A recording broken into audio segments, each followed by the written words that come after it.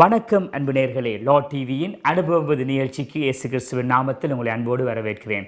ஒவ்வொரு முறையும் ஒரு அனுபவத்தை, ஒரு அனுபவ சாட்சியை உங்கள் முன்னால் வைக்கும்போது உங்கள் வாழ்க்கையில் ஒரு நம்பிக்கையை வைக்கிறோம். அந்த வகையில் இன்றைக்கும் லா டிவியின் அனுபவம் புது ஆன் த கோ இலங்கையிலே பல தேவ ஊழியர்களை நேர்கண்டு கொண்டிருக்கிறேன்.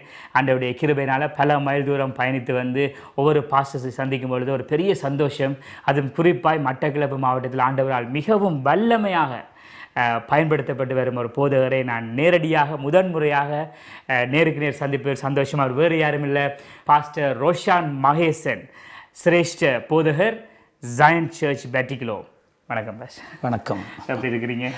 நல்ல சுகமாக இருக்கிறோம். உங்களை இந்த நாளில் காண்றதில் நாங்கள் மிகுந்த மகிழ்ச்சி அடைகிறோம். எங்களை தேடி வந்தீங்க. அண்ட் பெட்டிலுக்கு நீங்கள் வந்தாலே ஒரு ஆசீர்வாதம். ஆமேன் ஆமேன். எங்களை அன்போடு வரவேற்றீங்க, அது ஒரு பெரிய சந்தோஷம். அது மட்டும் இல்லை, நீங்கள் ஒரு மூத்த ஊழியர், ஒரு ஜாயின்ட் சர்ச்சினுடைய சிரேஷ்ட பொதுவராக இருக்கிறீங்க. அது மாத்திரமல்ல, உங்களுடைய ஆண்டவர் நாட்களில் மிகவும் வல்லமையாக பயன்படுத்துவதை நான் பார்க்குறேன். இந்த வீடியோஸ் இதெல்லாம் பார்க்க நேராகவே உங்களை சந்திக்கணும்னு நினச்சேன். இதற்கு என்னுடைய ஜெயா மாமாவுக்கு அங்களுக்கு கூட நன்றி செலுத்துகிறேன்.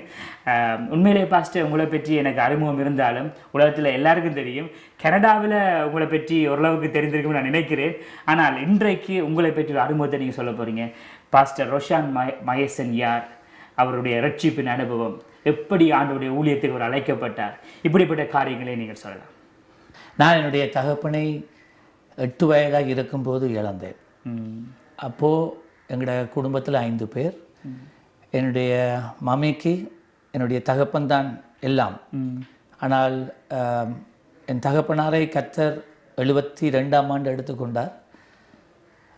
73ஆம் ஆண்டு நாங்கள் திரும்பவும் மட்டக்களப்புலேருந்து நிரந்தரமாக கொழும்புல வசிக்கிறதுக்கு போகிறதுக்கு ஆயத்தப்பட்டு கொண்டிருந்தோம். ஆனால் என்னுடைய தகப்பனுக்கு ஹார்ட் அட்டாக், 3 ஹார்ட் அட்டாக். காலையில் ஒன்று, மத்தியானம் அடுத்தது, பின்னிரம் வரக்குள்ள அவர் மறுத்து போயிட்டார். ஸோ அந்த நிகழ்வு தான் எங்களை தொடர்ந்து மட்டக்களப்பிலேயே இருக்க பண்ணினது. நான் நினைக்கிறேன், ஒருவேளை கர்த்தருடைய அனாதி தீர்மானம் திட்டமாக இருக்கலாம். என்ன, நான் கொழும்புல பிறந்து பிறகு பல பிரதேசங்களில் இருந்து மட்டக்களப்புக்கு வந்த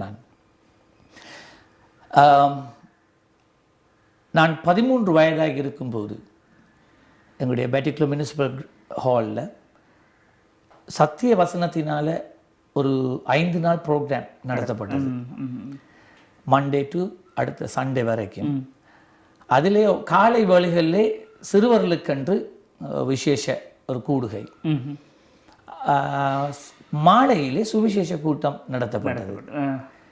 அப்போ அந்த வரிசையில் நான் என்னுடைய சுபாவம் நான் பேசும்போது பக்கத்தில் இவர்களுக்கும் கேட்காது, அவ்வளோ சாஃப்டாக தான் நான் பேசுவேன். பலர் இருக்கிற இடத்துக்கு நான் போகாத ஒரு ஆள். நான் தனியாக இருப்பேன், செத்து விட்டு போக மாட்டேன், வெட்டிங்ஸுக்கு போக மாட்டேன், எங்கேயும் போக மாட்டேன், வீட்டே இருப்பேன், ஃபேமிலியோடு தான் இருப்பேன். அது என்னுடைய சுபாவம். ஸ்கூலில் படிக்கிற நாட்கள்லையும் எனக்காக கூடுனா 3 ஃப்ரெண்ட்ஸ் அவ்வளோதான், அவர்களோட மாத்திரம்தான் நான் இருப்பேன். அப்படி இருக்கிற நேரத்தில் இந்த சத்திய வசனத்தினால நடத்தப்பட்ட இந்த ப்ரோக்ராமில் எனக்கு எல்லா பிள்ளைகளோட போய் இருக்க வைக்கும். ஆகவே நான் பின்னுக்கு யாருமே காணல. அந்த சேர்ஸில் நான் உட்காந்து, நான் சரியான ஷார்ட், நான் பின்னுக்கு போயிட்டு இருந்ததை யாரும் காணவும் இல்லை.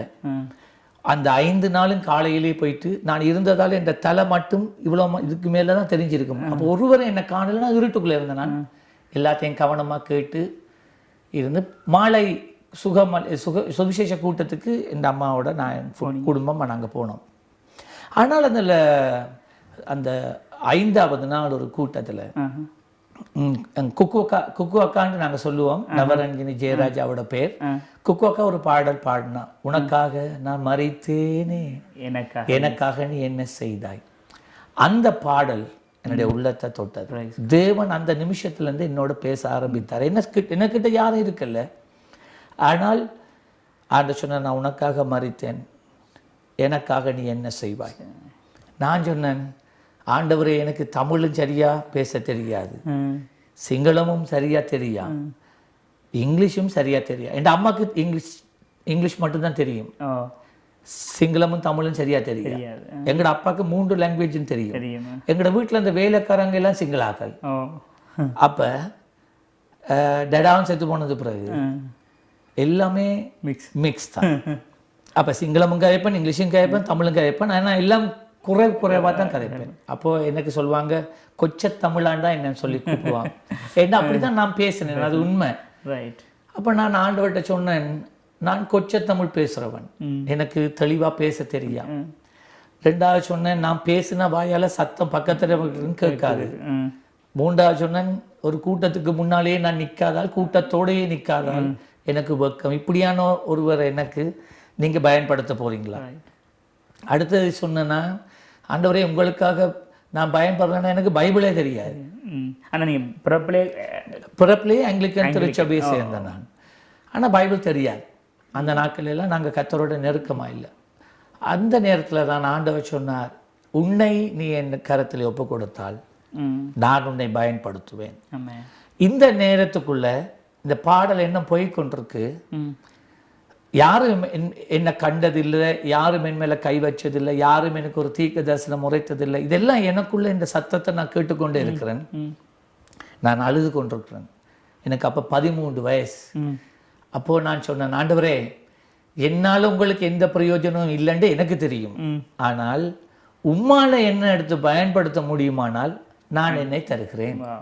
அதுதான் நான் சொன்னேன். நான் ஒரு நாள் நான் முன்னுக்கு போய் ஆல்டரில் என்னை ஒப்பு கொடுத்ததும் கிடையாது. யாரும் எனக்கு தீர்க்க தரிசனம் உரைச்சதும் கிடையாது. என்னை ஊழியத்துக்கு அழைத்ததும் இல்லை. இதே ஒரு அனுபவம் தான். அதன் பின்பதாக ஆண்டவர் இன்னொரு காரியம் சொன்னார். உன்னை நான் இதே போல ஒரு மேடையில் மியூசிக்கல் இன்ஸ்ட்ருமெண்ட்ஸ் ப்ளே பண்ணிக்கொண்டு பாடல்கள் மூலமாக, என்னுடைய வார்த்தை மூலமாக நீ என் சத்தியத்தை என் ஜனங்களுக்கு அறிவிப்பாய் என்று சொன்னார். நான் சொன்னேன், ஆண்டவரே அது உங்களால் மட்டும்தான் எனக்கு இந்த வாழ்க்கையில் செய்ய முடியும். என்னால் என்கிட்ட அந்த திறமை இல்லை. அதோட முடிஞ்சு. ஆனால் அதை தொடர்ந்து வந்த ஒரு சில வாரங்களுக்குள்ள நான் அப்போ ஆங்கிலிக்கன் சர்ச் ஃபாதர் அவங்களோட மிகவும் நெருக்கம் நாங்கள். அப்போது அங்கே அவங்கள்ட்ட ஒரு கிட்டார் இருந்தது. ஸோ நான் கிட்டார் எடுத்து நான் மெதுவாக, எனக்கு ஒரு கார்டும் தெரியாது, அதை சுமந்து ப்ளே பண்ண தொடங்கினேன். ஆனால் என் அண்ணன்ட்ட தான் நான் AED முதல் கார்ட்ஸை கேட்டு பேப்பரில் எழுதி அதை பழகினேன். அந்த AED வச்சே பாடல்களை பாட தொடங்கினேன். உண்மையாக கர்த்தருடைய கிரியை. நான் 15 வயதாக இருக்கும்போது இந்த வெபர் மைதானத்தில் அன்பின் தொனின்னு சொல்லி யூத் ஃபார் கிரைஸ்டால ஒரு பெரிய ஒரு குருசைட் உண்டு. 3 நாள் குருசைட் வச்சாங்க. எல்லா சர்ச்சிலையும் இருந்து காரிஸ்டர்ஸாக அழைச்சிருந்தாங்க. அதில் என்ன, நான் மாத்திரம்தான் கிட்டாரிஸ்ட். அந்த நேரம் நான் கிட்டார் அடிக்கிறேன். அப்போது நான் ஆங்கிலிக்கன் சர்ச்சில் இருக்கிறேன். குக்குவக்கா அந்த இடத்துல எழும்பி ஒரு அப்பாவா ஸ்டேஜுக்கும் எங்களுக்கும் இடையில எப்படியும் ஒரு 200 அடி இருந்தாலும் தூரம் இருக்கு. நாங்க பெவிலியன்ல அவ ஸ்டேஜில் இருக்கிறான். அப்போ அவ சொன்ன, அங்கேருந்து அந்த தம்பி கிட்டார் அடிக்கிற தம்பி, நான் உங்களை ஒரு நாள் சந்திக்கல, நான் பாட்டு பாடுறேன், முடிஞ்சா என்னோட எனக்கு அடிங்கன்னு சொன்னான். அவ்வளோதான். அவள் 2வது வரி படிக்கக்குள்ளே நான் அடிக்க தொடங்கிட்டேன். அன்றைக்கு குருசேட் முடிஞ்சது. அவ அந்த நாள்லேருந்து என்னை தேடி கொண்டு இருந்திருக்கிறா. யார் அந்த பையன்? நான் I was very short, small. அப்போ யார் இவன், இந்த தம்பி யாருன்னு கண்டுபிடிச்சான். ஆங்கிலிக்கன் சர்ச்சில் இருக்கிறதாமண்டு. அப்போ ஆங்கிலிக்கன் சர்ச் ஃபாதர்கிட்ட போயிட்டா. ஆங்கிலிக்கன் சர்ச் ஃபாதர்கிட்ட போயிட்டு என்னை கூப்பிட்டு எடுத்தாங்க. அப்போ தான் ஃபஸ்ட் டைம் நான் குக்குவக்காவோட நேருக்கு நேர் கண்டு. அதே வருஷம் இதெல்லாம் என் 15வது வயசில் நடக்குது.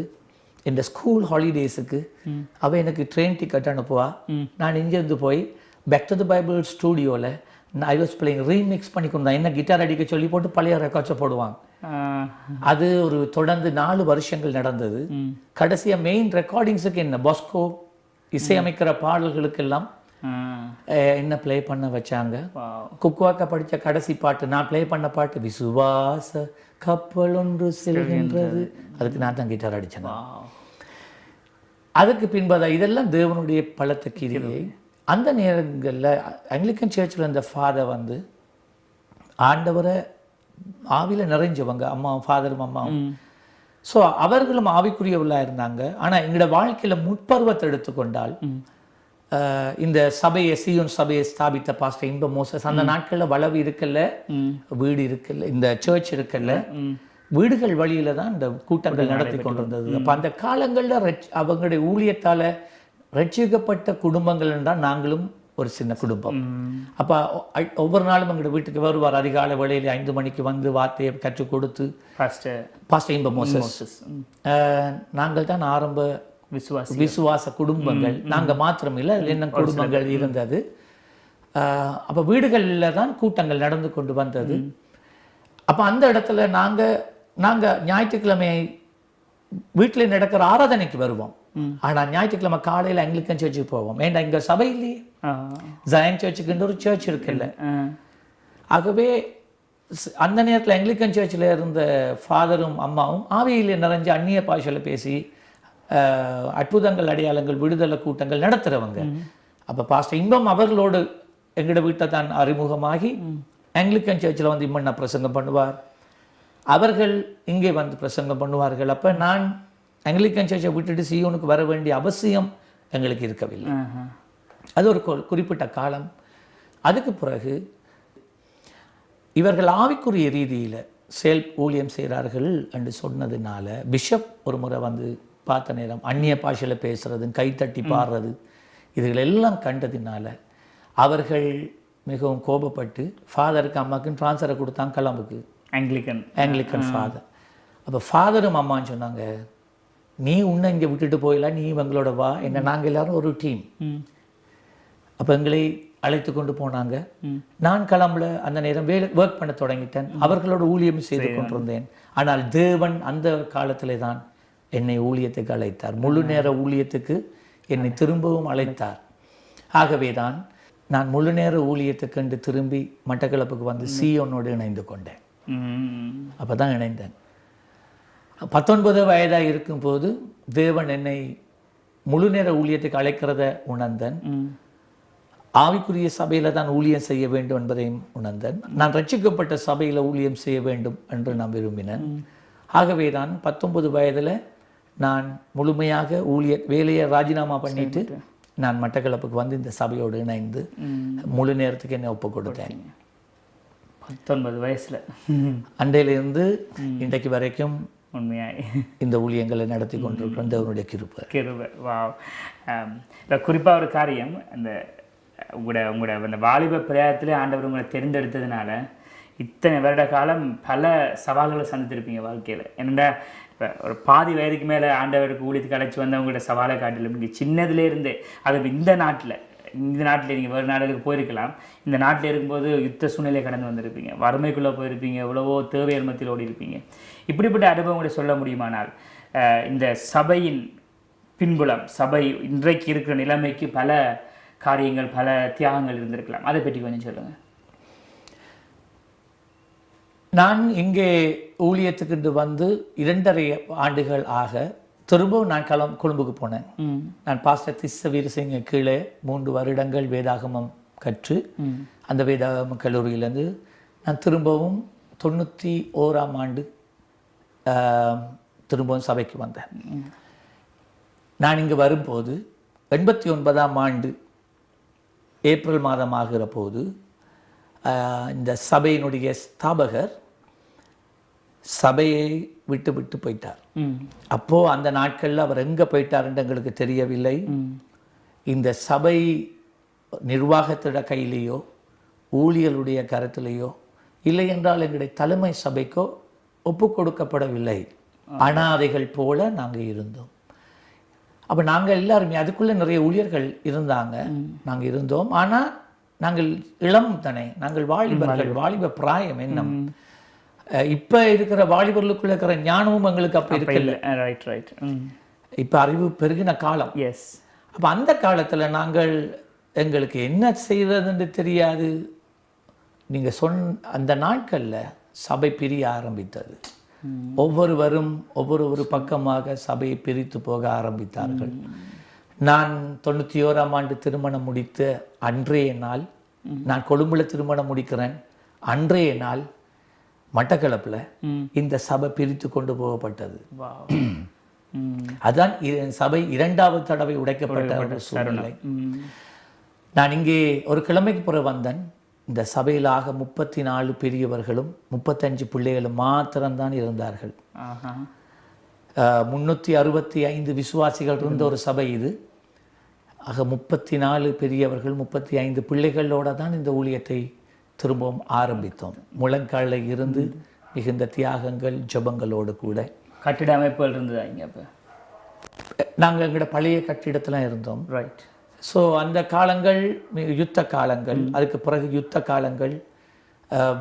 இங்கே இருக்கிறவங்களுக்கு விசுவாசிகளுக்கு வேலைக்கு போக இயலாது. ஒரு மனத்தியால் மாத்திரம் எங்கனாலும் நடமாடலாம். அப்போ வருமானம் இல்லாட்டி சர்ச்சில் காணிக்க இல்லை. காணிக்க இல்லாட்டி சபை ஃபைனான்ஷியல் நடத்துறது கஷ்டம். ஸோ எங்களோட அப்போ இருந்த ஊழியர்களுக்கு கூட எங்களால் சரியாக எல்லாம் போஷிக்க முடியவில்லை. வர்ற காணிக்கையில் அவங்களுக்கெல்லாம் பகிர்ந்து கொடுப்போம். கடைசியாக இதமாக கத்தர், ஆனால் தேவனுடைய கிருபை இருந்தது.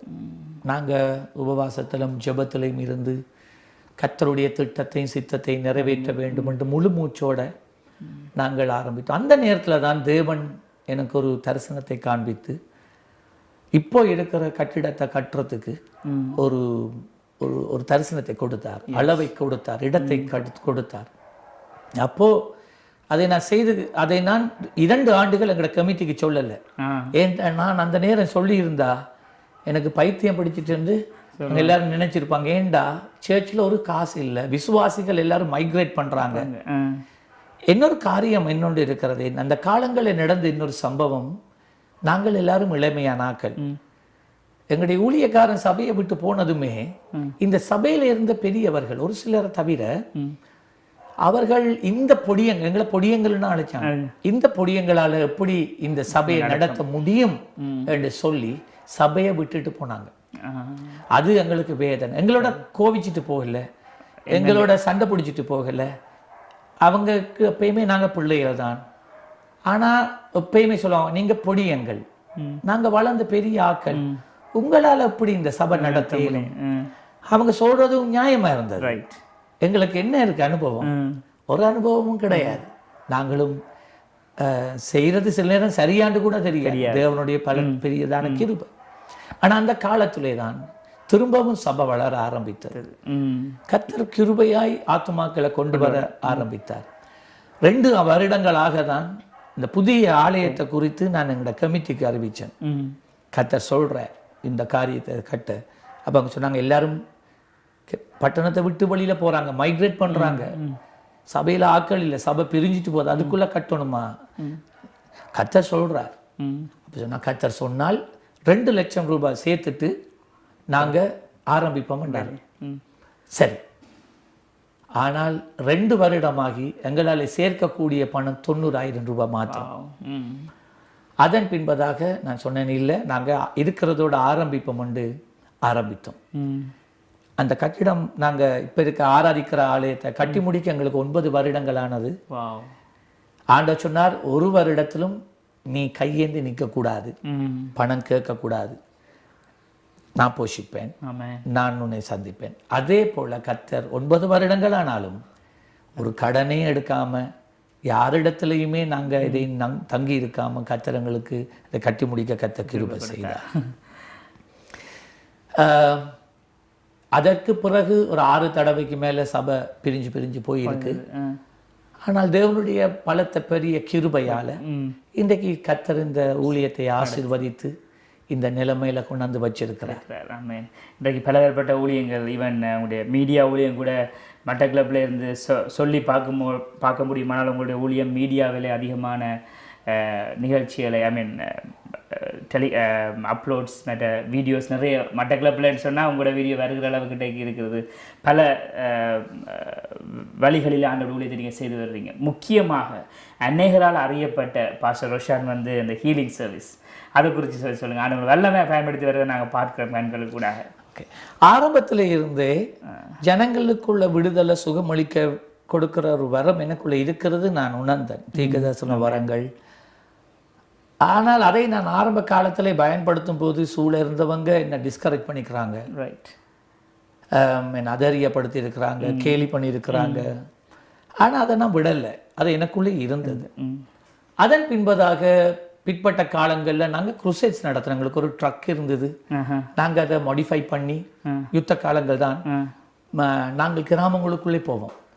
கிராமங்களுக்குள்ளே போய் 3 நாள் குருசேட், ஒரு வருடத்தில் இவ்விதமாக 5 குருசேட் நடத்துவோம். அப்போ இந்த குருசேட் நடத்துகிற நாட்களில் முதல் 3 வருடங்கள் எல்லாருக்கும் ஜெபிப்போம், பிசாசுகள் அலக்கழிஞ்சு விழும். ஆனால் ஒரு வருடத்துல போய் சாட்சி கேட்டது கிடையாது. வியாதிகளுக்காக ஜெபிப்போம், பிசாசுகள் அலறி ஓடும், ஜனங்கள் டிசிஷன் கார்ட்ஸ் வரும், எல்லாம் நடந்தது. ஆனால் ஒரு நாளாகிலும் சாட்சி கேட்கறதுக்கு தைரியம் இருக்குல்ல, கர்த்தர் அற்புதம் செய்திருக்கிறா இல்லையான்னு தெரியாது. அதன் பின்பதாகத்தான் ஒரு குருசேட்ல மரப்பாலம் என்று சொல்லுகிற ஒரு கிராமத்தில் நாங்கள் குருசேட் வைக்கிற நேரத்தில் தேவன் நான் பெரிய அற்புதங்களை இந்த இடத்துல செய்திருக்கிறேன், அது எதிர்ப்பின் மத்தியில் வைக்கப்பட்ட ஒரு குருசேட். நான் செய்திருக்கிறது நீ காணும், தைரியமாக கேளு. அப்போ தைரியமாக அந்த இதில் தான் சாட்சிகளை கேட்டா கண் தெரியாதவர்கள், காது கேட்காதவர்களுடைய காதுகள் திறந்தது, கண்கள் திறந்தது, அஸ்மா வியாதிகள் குணமாகி இருந்தது, பிசாசு கட்டிலிருந்து விடுதலை வந்து சாட்சி சொல்ல தொடங்கினாங்க. அதுதான் முதலாவது தடவை பப்ளிக்கா நாங்க சாட்சி கேட்க தொடங்கினது. அதுல இருந்துதான் எங்களுடைய விசுவாசம் அதிகரிக்க, ஒரு தைரியம் உண்டாகி 5 வருடங்கள் ஆகும்போது தேவன் அந்த குருசைடை நிப்பாட்ட உணர்த்தினார். நான் முதலாவது அதை நம்பல, கர்த்தர் சொல்லுவாரா நிப்பாட்ட சொல்லி. ஆனால் ஆண்டவர் சொன்னா நீ என்னுடைய ஜனங்களை காயப்படுத்துகிறாய் என்று சொன்னார். அப்போ ஆண்டவர் அதை சொல்கிற நேரம் எனக்கு விளங்கி கொள்ளலை. உண்மையை ஐ டிட்ன்ட் அண்டர்ஸ்டாண்ட் த கன்செப்ட். என் ஜனங்களை நீ காயப்படுத்துகிறாய் என்று சொன்னது எனக்கு விளங்கலை, என்ன இது புதுசு எனக்கு. அப்போ நான் யோசித்தேன், எப்படி நாங்கள் காயப்படுத்துகிறோம்? அப்போ தான் கொஞ்சம் நாட்கள் மாதங்களாகத்தான் அதனுடைய விளக்கம் உண்டானது. அது என்னென்னா, நாங்கள் ஒவ்வொரு குருசைடுக்கும் 21 நாட்கள் உபவாசம் போடுவோம். எல்லாரும் உபவாசம் இருப்போம், பிள்ளைகள்லேருந்து வாலிபர் வரை. ஏன்னா எங்களோட குருசைடில் பிள்ளைகள்ல இருந்து எல்லாரையும் நாங்கள் யூஸ் பண்ணுவோம். ஏன்னா நான் சின்ன பிள்ளைகள ஸ்பெஷல் பாட்டு பாட வச்சேன்னுடா நிச்சயம் அது அவங்களுக்கூட விதைக்கப்பட்ட ஒரு நாளைக்கு அவங்க ஊழியர்லாம் மேடையில் நிற்பாங்க. அப்போ பலர் எங்கட சபை மாத்திரமில்லை, வெளி சபைகளில் அந்த ஏரியாவில் இருக்கிற சபையில் இருக்கிற பிள்ளைகளையும் வாலிபர்களை நான் விடுவேன், தருணங்களை கொடுப்பேன் அவங்களுக்கும். சின்ன ஒரு சாட்சி சொல்லவோ ஏதோ. அப்போ இந்த தொடர்ந்து இந்த உபவாசங்களில் இருக்கு. அப்போ ஒரு வருஷத்தில் 5 தடவை 21 நாள் உபவாசம் சபை இருக்குது. வர்ற எல்லா பணமும் காணிக்கையும் நாங்கள் இந்த குருசேடுக்கு தான் கொட்டி கொண்டிருந்தோம். அப்போ அதுக்கு பிறகுதான் எனக்கு விளங்கிச்சு, ஓகே இதுதான் ஜனங்களை ஆண்டவர் ஒருவேளை குருசேடை குறைக்க சொல்ற போல இருக்கு. ஆனால் அதை தொடர்ந்து வந்த அடுத்த 2 குருசேடும் எங்களுக்கு ஃபெயிலியர். நம்பவே முடியலை. ஃபெயிலியர் எந்த விதத்தில் சொல்கிறேன்டா, குருசேட் போகிற மாதிரி போச்சு, ஜனங்கள் வர மாதிரி வந்தாங்க, ஆனால் எங்களோட டீமுக்குள்ள குழப்பங்கள் உண்டாயிடுச்சு. எங்களுக்கு சில கமிட்மெண்ட் இருக்கு. நாங்கள் ஒரு பட்டணத்துக்கு போனால் என்ன, இன்னொரு கிராமத்துக்குள்ளே போனால் என்ன, நாங்கள் இருக்கிற இடத்தை விட்டு ஊழியம் செய்கிற இடத்துக்கு மாத்திரம்தான் போவோம். ஷாப்பிங் போக மாட்டோம், சைட் சீயிங் பண்ண போக மாட்டோம், எல்லாரும் ஜெபத்துலேயும் இருப்போம். அப்போ இந்த ஸ்டேஜ் போடுறது, லைட் போடுறது, சவுண்ட் போடுறது எல்லாம் உங்களோட டீம்ஸ் இருக்கு, எல்லாம் செய்வாங்க. அவங்களுக்குள்ள குழப்பங்கள் உண்டானது. அது கடைசிக்கு முதல் குருசைட்லையும் கடைசி குருசைட்ல அது கொஞ்சம் வெளியில வர ஆரம்பிச்சு. நான் உணர்ந்தேன் இது கர்த்தர் தான். ஆனா எங்களோட இந்த பிள்ளைகளை அதை உணர முடியல. வேணுமென்று நான் வெஞ்சம் தீர்க்கிறேன்னு நினைத்தார். பட் அப்படி இல்லை, கர்த்தருக்கு தான் தெரியும். 9 மாதங்கள் அதை தொடர்ந்து நாங்கள் ஜெபித்து கொண்டே இருந்தேன், உபவாசம் பண்ணி. ஆண்டவரே அப்போ என்ன?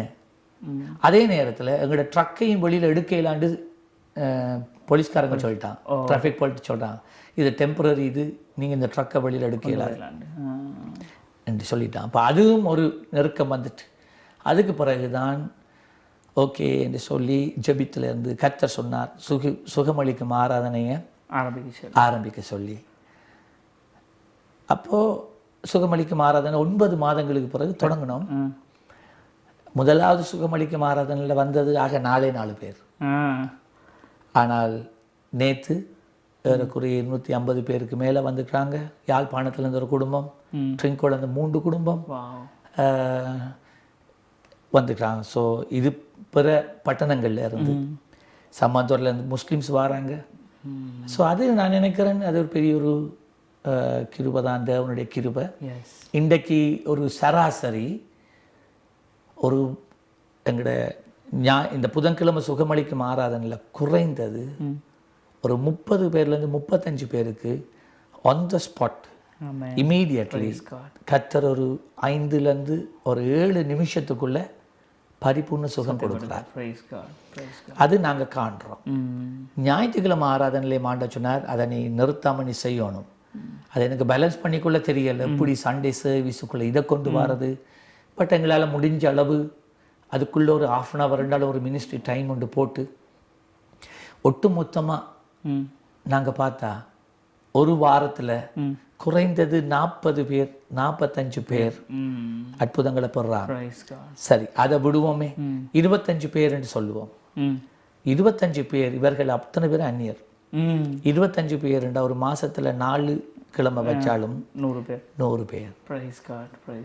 ஒரு மாதத்துல 100 பேர், 1200க்கு மேற்பட்ட அற்புதங்களை கண்ணுக்கு முன்னால தேவன் சேர. அப்ப இது நான் நினைக்கிறேன், இது தேவனுடைய ஒரு பலத்த கிருபை. இது என்னால இல்லை. நாங்க I believe in team ministry. நான் ஒரு ஆள் மாத்திரம் இதை செய்ய இயலாது. எனக்கு பின்னால் ஒரு பெரிய ஒரு குழு இருக்கு. 80 பேர் இருக்கிறாங்க அந்த குழுவில். ப்ரேயர் டீம் இருக்கு, மீடியா டீம் இருக்கு, லீடர்ஸ் இருக்கிறாங்க. ஸோ நாங்கள் எல்லாரும் இணைந்து தான் இந்த ஊழியத்தை கட்டி கொண்டு போகிறோம். இது நாட் ஒன் மேன் ஷோ.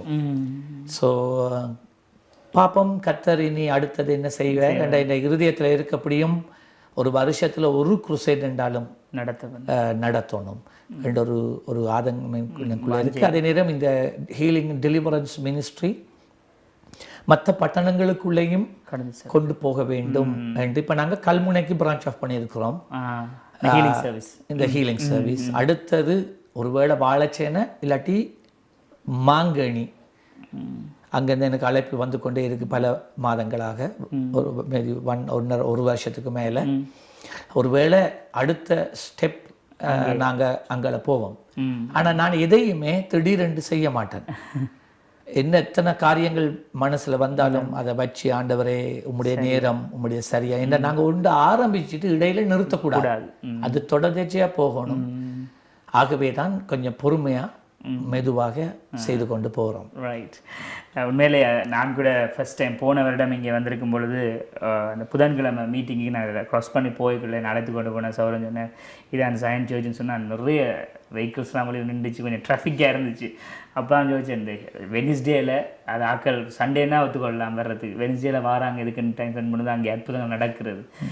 நீங்கள் போய் குருசைட் நடத்தின காலங்கள் ஆண்டவர் மாற்றி உங்களை தேடி நாட்டின் பல பாகங்களிலிருந்தும் வருவதற்கு ஆண்டவர் கிருபை செய்கிறார். குறிப்பாக அதிலிருந்து கூட ஒரு டெஸ்டிமோனிஸ் சாட்சியில் நாங்கள் இதில் இன்சர்ட் பண்ணலாம்னு நான் நினைக்கிறேன்.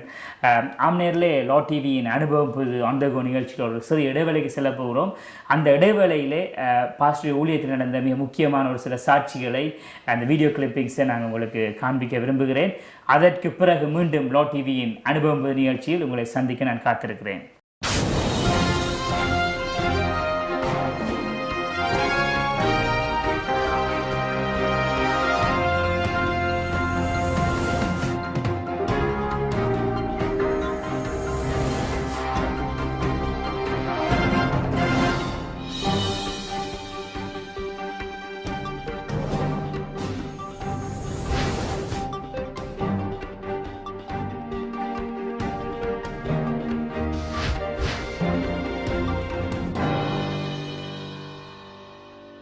சகோதரி பத்மபிரியா ஜேசுரட்னம் திருமணமாகி 2 வருடங்களாக குழந்தை பாக்கியம் இல்லை. 3 மாதங்களாக சுகமளிக்கும் ஆராதனையில் கலந்து கொண்டோம். எங்களுக்காக பாஸ்டர் ஜெபம் பண்ணினார். தற்போது அடப்பா என்ன நினைக்கிறீங்க? தற்போது 1 மாத கர்ப்பிணியாக இருக்கிறேன். கர்த்தருக்கே ஸ்தோத்திரம். ஹல்லேலூயா. முதல் சிஸ்டர் தான் முதல் சிஸ்டர் தான் வந்தவ. சிஸ்டருக்காக ஜெபிக்கப்பட்டது. ஒரு பொல்லாத ஆவி அவைக்குள்ள அலக்கழிச்சு கொண்டிருந்தது. பாருங்க, கற்பம் அடையாதபடி கற்பங்களை கட்டி வைக்கிறது என்ன தெரியுமா? பொல்லாத ஆவி. பாஸ்டர், அப்போ நான் கேட்டேன், உங்களோட ஹஸ்பண்ட் எங்கே வரலையா? சரி என்று சொல்லி சகோதரன் அடுத்த கிழமை வந்தீங்க. அவருக்கு ஜெபித்தா நீங்கள் தான் கண்டீங்க இன்னொரு பொல்லாத ஆவி. அடே அப்பா, இந்த 2 பொல்லாத ஆவியும் 2 பேரையும் கட்டி வச்சிருக்கு. ஆனால் இந்த பொல்லாத ஆவிகள் நீங்கள் கற்பம் திறக்கப்பட்டது, கற்பம் குணமாக்கப்பட்டது, எல்லாம் நார்மல். கர்த்தர் அற்புதம் செய்தார். ஹல்லேலூயா. சந்தோஷமா? அடே அப்பா, ஹாப்பியா? சரியான. என்ன இது?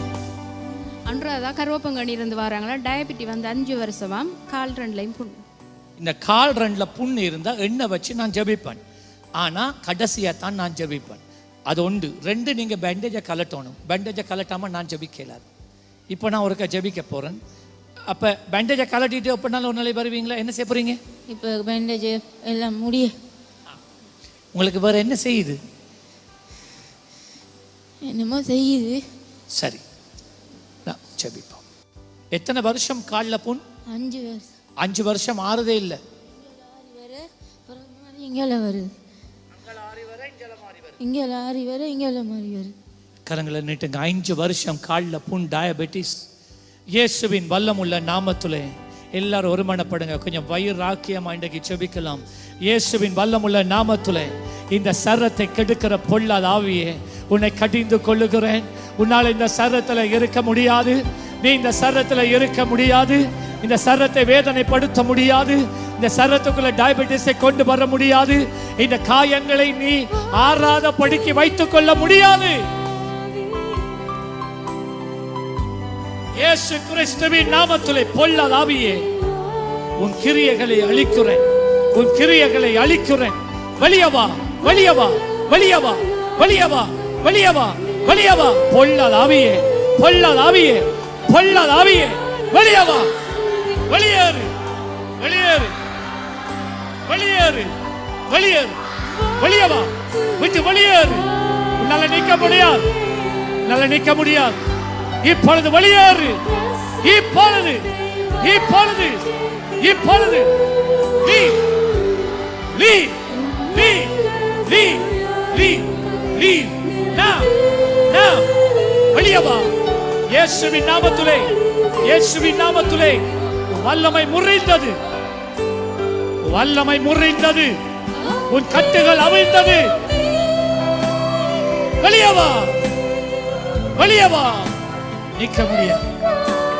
அம்மா, யார் வந்த? அம்மா பிசாசம்மா, பொல்லாத ஆவி. வா. இயேசுவின் வல்லமுள்ள நாமத்திலே பொல்லாத ஆவியே, பொல்லாத ஆவியே, எல்லாரும் ஜெபிங்க. உன்னால இருக்க முடியாது. வெளியவா, இயேசுவின் நாமத்திலே. உன்னுடைய அதிகாரம், இவன் மேலாக இருக்கிறவனுடைய ஆதிக்கம், இவன் மேலாக இருக்கிறவனுடைய நுகங்கள், கட்டுப்பாடு இயேசு கிறிஸ்துவின் நாமத்திலே இன்னைக்கு ராத்திரியோட அழிந்து போனது, அழிந்து போனது, அழிந்து போனது. விடுதலை, விடுதலை வந்துட்டு. கரங்களை தட்டி அப்பாக்கு நன்றி சொல்லுங்க. எங்க இருக்கிறீங்க? நாங்கள் நீலாவணையில் இருக்கோம். நீலாவணையில், நீலாவண கல்முனையில் இருக்கிறீங்க. கணவர் வந்திருக்கிறாரா? கணவர் வரல, அவர் குடிக்கிறார். ஹல்லேலூயா. திருமணமாகி எத்தனை வருஷம்? 12 வருஷம். திருமணமாகி 12 ஆண்டுகள், குழந்தை பாக்கியம் இல்லை. கரங்கள் 2 உயர்த்துங்க. ஹல்லேலூயா. இயேசுவே, உம்முடைய பிள்ளையின் மேல இந்த வயிற்றுல கையை வாங்கி இன்னொரு சிஸ்டரும். ஆண்டவரே, உம்முடைய பிள்ளையின் மேலாக நீர் மனதுருகுவீராக நாங்கள் செபிக்கிறோம்.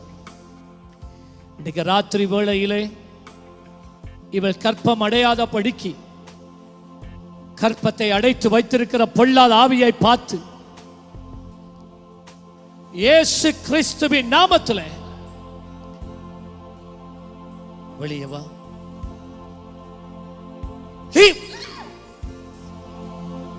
இயேசுவின் நாமத்திலே உடைய நுகங்களை முறிக்கிறேன், நுகங்களை முறிக்கிறேன். எல்லாரும் செபிங்க, எல்லாம் செபிங்க, எல்லாம் செபிங்க. I command in the name of Jesus. வெளியே வா. இவருடைய கற்பத்தை கட்டி வைத்திருக்கிற பொல்லாத ஆவியே வெளியேறு,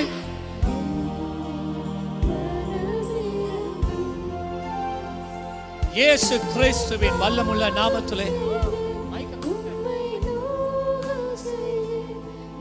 இயேசு கிறிஸ்துவின் வல்லமுள்ள நாமத்திலே உன் கிரியைகளை அழிக்கிறேன், உன் கிரியைகளை அழிக்கிறேன், உன் கிரியைகளை அழிக்கிறேன். இயேசுவின் நாமத்திலே உன் கட்டை அவிழ்க்கிறேன், உன் கட்டை அவிழ்க்கிறேன், உன் கட்டை அவிழ்க்கிறேன். வெளியே வா, வெளியே வா, வெளியே வா, வெளியே வா. நுகங்கள் முறிந்தது, நுகங்கள் முறிந்தது, நுகங்கள் முறிந்தது.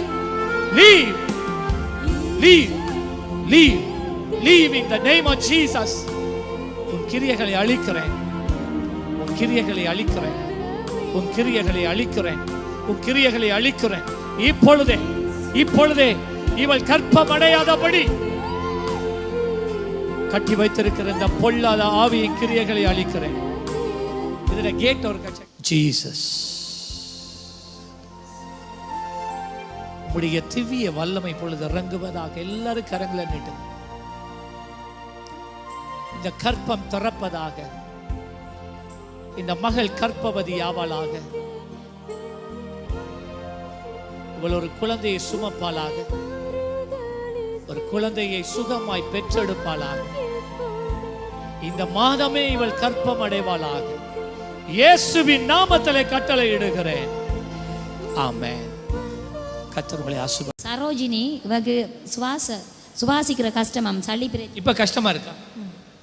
இயேசுவின் வல்லமுள்ள நாமத்திலே இந்த நெஞ்சில இருக்கிற, நுரையீரல்ல இருக்கிற ஒவ்வொரு சளியும் இப்பொழுது கரைந்து போவதாக.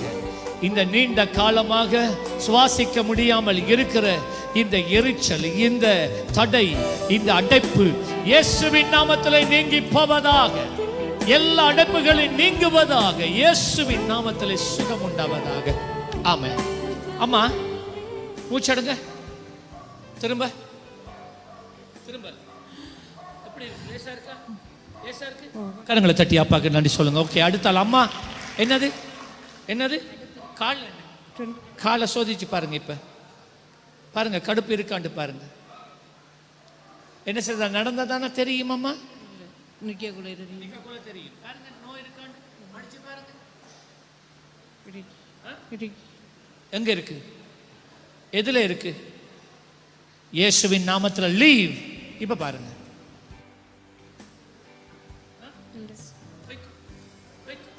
கரங்களை தட்டி அப்பாக்கு நன்றி சொல்லுங்க. ஆமென். அமேசிங். பார்த்தீங்களா, ஆண்டவருடைய வல்லமை இந்த நாட்களிலும், அதுவும் குறிப்பாய் நம்முடைய மீன்பாடும் தேனாடாம் மட்டக்களப்பில் ஆண்டவர் இன்றைக்கும் ஜீவனுள்ளவர் என்பதை நிரூபித்து கொண்டிருக்கிறார். லோ டிவியின் அனுபவம் பொது நிகழ்ச்சியில் ஒரு சிறிய இடைவேளைக்கு பிறகு உங்களை சந்திப்பதில் சந்தோஷம். இன்றைக்கும் நம்மோடு நம் மத்தியில் இல்லை, நாங்கள் அவர்கள் மத்தியில் வந்திருக்கிறோம். ஆன் த கோ நிகழ்ச்சி ஜயன் சர்ச் பேட்டிக்குலோ சிரேஷ்ட போதகர் பாஸ்டர் ரோஷான் மகேசனோடு ஒரு சிறப்பு நேர்காணல். இது அனுபவம் புதிதில் பல காரியங்களை கேட்டறிந்து கொண்டிருக்கிறோம். 19 வயசில் ஊழியத்துக்கு அழைக்கப்பட்டீங்க. இன்றைக்கு உங்களுடைய வயது 53. கிட்டத்தட்ட எத்தனை வருடங்கள்? 34 வருடங்கள். இந்த 34 வருடங்கள் அனுபவத்திலே நீங்கள் கண்ட பிரயாசங்கள், பட்ட பாடுகள், தியாகங்கள் அநேகம் இருக்கலாம். அல்ல இன்றைய ஊழியர்களுக்கு, இன்றைக்கு வளரும் தலைமுறை ஊழியத்தை ஒரு தொழிலாக அல்லது ஒரு தங்களுக்கு ஒரு கௌரவமாக பார்க்குற சூழ்நிலை தான் இருக்கிறது. தியாகங்களை சுமப்பதில் அவர்களுக்கு உடன்பாடில்லை, மாறாக ஆசீர்வாதங்களும் தாங்கள் ஊழியம் பண்ண வந்த இப்படிப்பட்ட டிமாண்ட்ஸ். அது மட்டுமல்ல, எங்களுக்கு நல்ல ஹோட்டல்ஸ் வேணும், இல்லை நல்ல கார் வசதிகள். ஊழியம் என்றாலே ஒரு ஆண்டவர் சிலுவையில் எல்லாவற்றையும் செய்து முடித்து விட்டார். எங்களை ஐஸ்வர்யம் ஆக்கி விட்டுருக்கா, நாங்களும் ஐஸ்வர்யம் தான் இருக்க வேண்டும். எங்களுடைய ஊழியங்கள் எல்லாம் ஃப்ளைட்டில் வந்துடுறவங்க, இப்படி பல உபதேச கோளாறுகள் இப்படிலாம் வந்து கொண்டே இருக்கிறது உங்களுக்கு தெரியும்.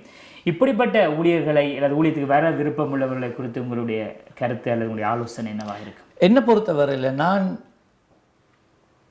திடமாக நம்பி உறுதியாக இருக்கிற ஒரு காரியம், எங்களுடைய ஊழியர்களை, நாங்கள் உருவாக்குற ஊழியர்களை எங்களுடைய பட்டணத்திலே வைத்து அவர்களை முதலாவது எங்களுக்கு வச்சு உருவாக்கணும். எங்களை விட்டு அவர்களை பிரிக்கக்கூடாது. ஆனால் எங்கள் பட்டணத்திலேயே ஒரு வேதாகம கல்லூரியோ அதையோ வந்தால் அதில் அவங்களை இணைத்து அவங்க அதில் படிக்கலாம். ஆனால் அவர்கள் எங்களோடு இருக்கிற தொடர்பு அற்று போகக்கூடாது. எங்களோட, அதாவது பைபிள் ஸ்கூலுக்கு போகலாம், அது ஒரு வீக்லி நடக்கிற பைபிள் ஸ்கூல். ஆனால் during the end of the day end of the week எல்லாம் எங்களோட ஊழியங்கள் இருக்கணும். அது முக்கியம். ஊழியர்கள் இவ்விதமா எங்களுடைய சுபாவங்களை விட்டு விலகி போறதுக்கு காரணம், இப்போ சியோன்ல இருக்கிற எங்களோட ஊழியர்கள் ஒருவரும் நீங்க சொன்னமா கேட்டகரிக்குள்ள வர மாட்டான். அவங்க அத்தனை பேரும் அவங்களாகவே இருக்கிறாங்க. காரணம் என்னண்டா, எங்களோட ஹார்ட் அவங்களுக்குள்ள இருக்காங்க, எங்களோட பிள்ளைகள் நாங்கள் உருவாக்கி இருக்கிறோம். இப்போ என்ன நடக்குதுண்டா, எங்க பிழைச்சி போகுதுண்டா, நாங்கள் ஒரு சொல்லுமே கேண்டியோ கலாம்போ ஒரு இன்னொரு பட்டணத்துக்குள்ள இருக்கிற ஒரு வேதாகம கல்லூரிக்கு நாங்கள் எங்களோட ஊழியர்களை உருவாக்கிட்டு அனுப்புகிறோம். அங்கே போனோடனே 3 மாதங்கள் இல்லாட்டி 4 மாதங்கள் எங்களுக்கும் அவங்களுக்கும் தொடர்பு கிடையாது. இங்க என்ன நடக்குது, கர்த்தர் எப்படி எங்களை நடத்தி கொண்டு போறார், அது ஒரு பக்கம், அவங்களுக்கு தொடர்பு இல்லை. மறுபக்கத்துல பாத்தீங்கன்னா அந்த 4 மாதங்களுக்குள்ள எத்தனையோ விதமான லெக்சரர்ஸ் வந்து தங்கட காரியத்தை அவங்களுக்குள்ள பதிச்சுட்டு போயிட்டான். அது ஒரு காரியம். இப்ப நீங்க இந்த பாத்தீங்கன்னா, நீங்க கேட்டீங்க என்ன பாச ஏசி போடலையா, எனக்கு எத்தனை பேர் எங்கிட்ட சபையிலே சொல்றாங்க ஏசியை போடுங்க. எனக்கு ஏசி போடணுமன்ற அவசரம் எனக்கு இல்லை, எனக்கு இந்த ஃபேன் போதும். அந்த காசை நாங்க எடுத்து வச்சு நாங்க வேறொரு ஊழியத்துக்கு நாங்க பயன்படுத்தலாம். அப்படித்தான் நான் யோசிக்கிறேன். அப்ப நானும் ஏசியை போட்டுட்டு இதுக்குள்ள குந்துனா எந்த ஊழியக்காரனும் அவன் யோசிப்பான் தண்ட ரூமுக்கு ஏசி போட, நான் ஃபேனுக்குள்ள குந்தும் வரைக்கும் அவன் ஏசி போட மாட்டான் பாஸ்டரே. அப்ப அது எங்களில் ஒரு முக்கியம், ஒரு அவசியம் இருக்கு. இப்ப நாங்க இங்க புழுதி, வேர்வை, வெயில், இதுக்குள்ள நாங்க அடிப்படுறோம். நாங்க கிராமத்துல இருந்து வர்ற தேவனுடைய பிள்ளைகள் வெறும் செருப்பு போட்டு வருவான். அவங்களுக்குள்ள புழுதியை பற்றி அவங்களுக்கு கரசனை கிடையாது, நெகத்துக்குள்ள ஊத்த இருந்தா கரசனை கிடையாது, இந்த வெயில் எவ்வளவு சுட்டாலும் கரசனை கிடையாது.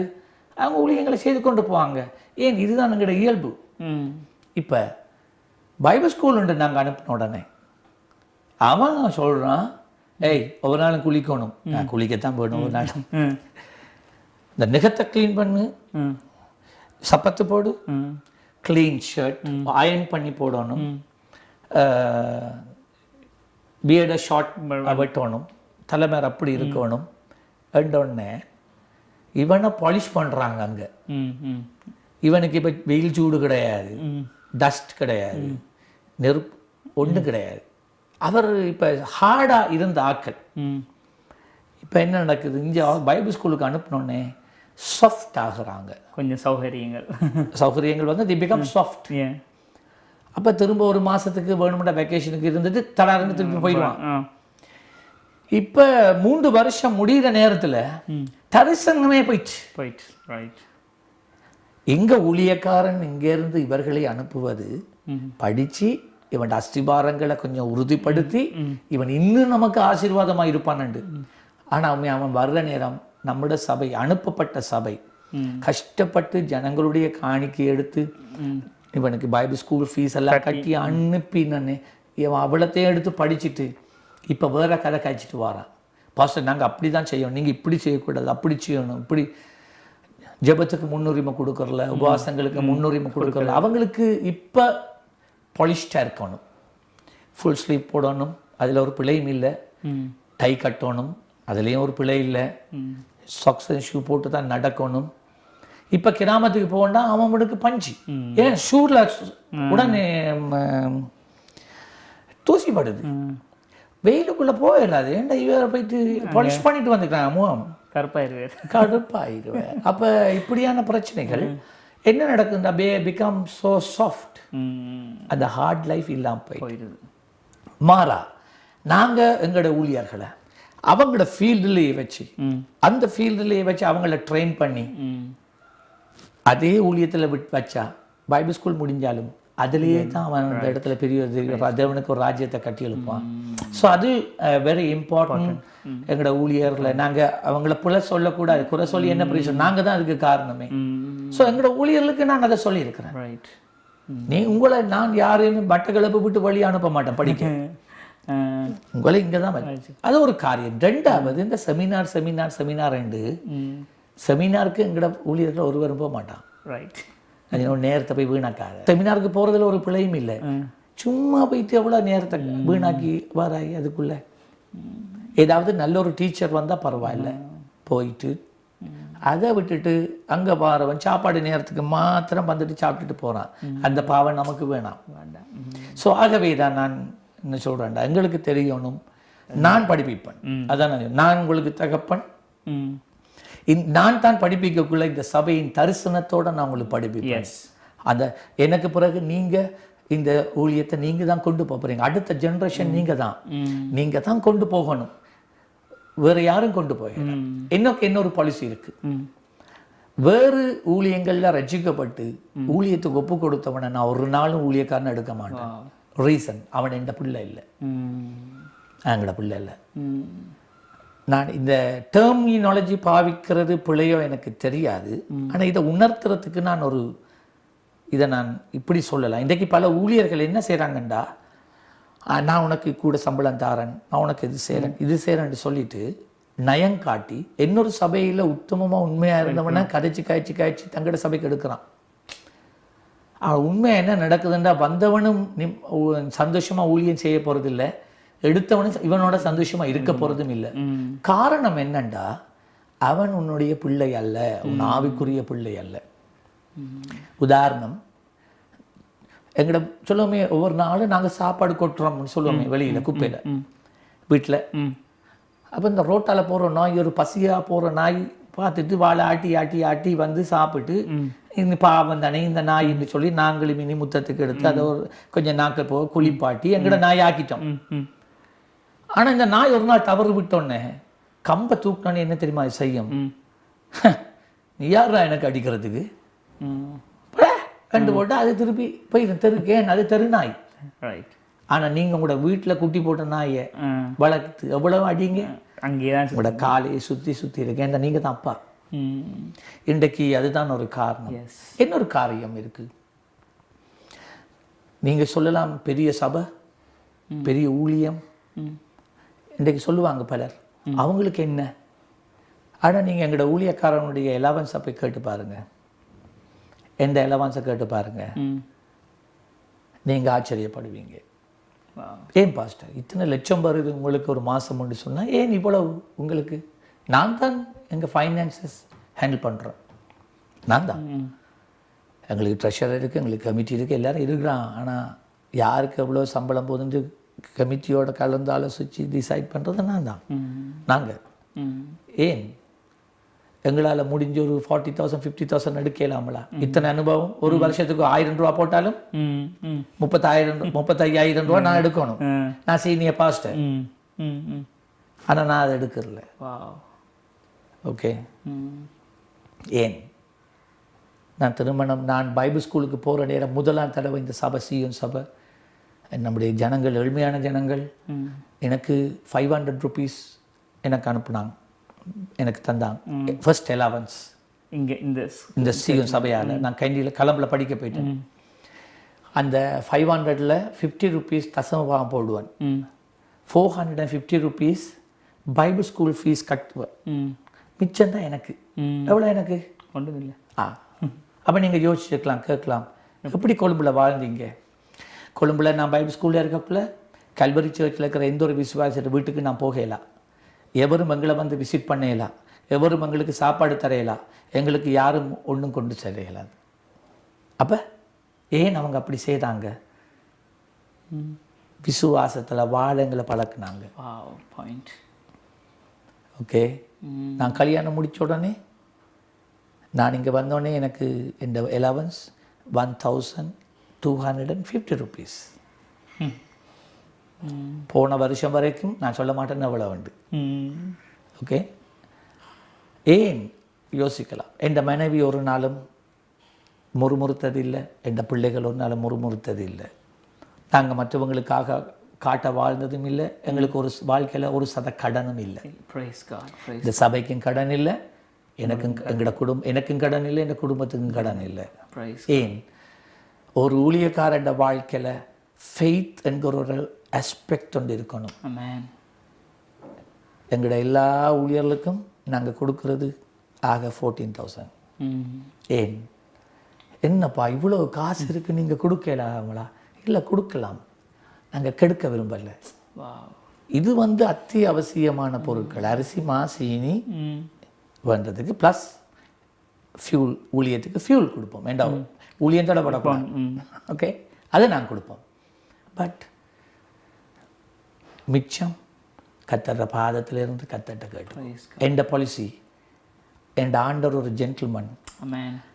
நாம் பிரயாசப்பட்டு ஊழியம் செய்தா எனக்கு சம்பளம் போடுவார். நான் மனுஷன்ட்ட ஏந்தி இருக்க தேவையில்லை, கை ஒரு நாளும் கை ஏந்தி இருக்க தேவையில்லை. ஆண்டவர் எனக்கு கொடுத்த ஒரு வாக்குத்தத்தம் அதுதான். ஒருவனிடத்திலும் நீ கையேந்தி நிற்க நான் விட மாட்டேன். கத்தர் இதுவரைக்கும் விடல, ஒரு நாளும் விடல.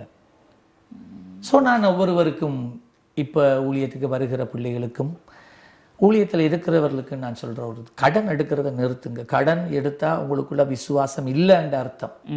உங்களுக்கு விசுவாசமே இல்லை. நீங்கள் கடன் எடுக்கும் வரைக்கும் கத்தர் உங்களை தேவையை சந்திக்கவே மாட்டார். எவ்வளோ ஜெபிச்சாலும் சந்திக்க மாட்டார். நான் சொல்கிறேன், நான் விசுவாசத்தில் வாழ்கிறதுக்கு காரணம் என்னன்னு சொல்கிறேன்.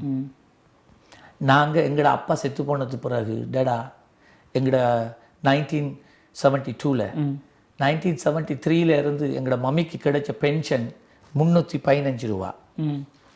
அப்போ அந்த 315 ரூபாவில் 125 ரூபா ஹவுஸ் ரெண்ட். மம்மி கடுகலை எங்களோட அம்மா கடுகளையும் கொத்தமல்லிலையும்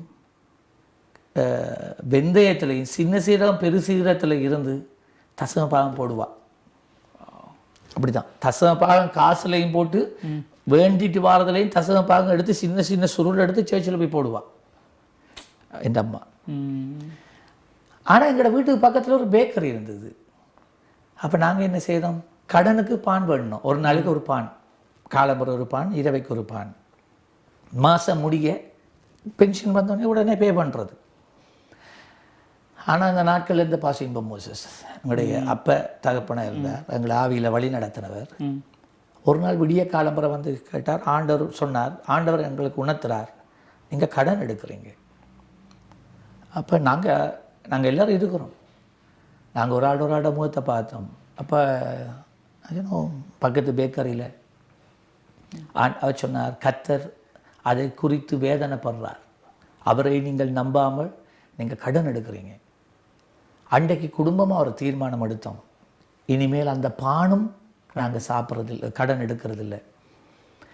அதுக்கு பிறகு வந்த நாட்கள், தம்பி நாங்கள் பட்டினி இருந்தோம், சாப்பாடே இல்லை. ஸ்கூலுக்கு போவோம், சாப்பாடு இல்லை. ஸ்கூல் முடிஞ்சு வந்த உடனே என்ன புக்ஸை கூட கீழே இறக்கி வைக்க மாட்டோம். முதல் கிச்சனில் போய் பார்க்குறது அடுப்பில் சாம்பல் இருக்காண்டு. அடுப்பில் சாம்பல் இருந்தால் அன்றைக்கி சமைச்சிருக்கு. சாம்பல் இல்லாமல் அடுப்பு நல்லா க்ளீனாக இருந்தால் அன்றைக்கி சமைக்கலை.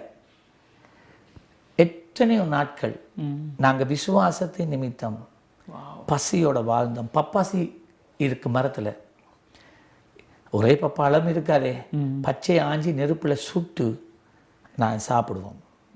பக்கத்தில் பேக்கரி, அந்தாவும் பேக்கரி விடிய சாமம் பின்னேரம் எல்லாம் கேக்கை போட்டு ரோஸ்ட் பண்ணுற நேரம், பானை போகிற நேரம், அப்படி வயிற்ற பிச்சு கொண்டு வரும். ஆனால் நாங்கள் பட்டினி, டீ கூட இல்லை, தண்ணி வெறும் பச்சை தண்ணியை குடித்து நாங்கள் ஆண்டவருக்காக வைராக்கியமாக நின்றோம்.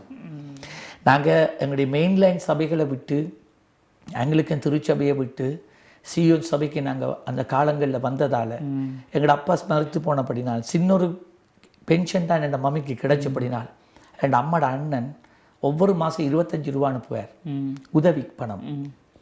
அவருக்கு கேள்விப்பட்ட நாங்கள் ஆங்கிலிக்கன் சர்ச்சை விட்டுட்டு சியோனுக்கு வாரமண்டு அவர் கடிதம் எழுதினார் எங்களோட மம்மிக்கு, நீங்கள் திரும்பி ஆங்கிலிக்கன் சர்ச்சுக்கு போகாட்டி இந்த 25 ரூபாவை நாங்கள் நிறுத்துவோம். எங்களுக்கு அந்த 25 ரூபா வந்து 25,000 போல. அப்போ மம்மி இந்த லெட்டரை காட்டினா, நாங்கள் ஜெபித்தோம். என்ன எடுக்கிற முடிவில் அதில் யோசிக்கிறதுக்கு கணக்கு இல்லை.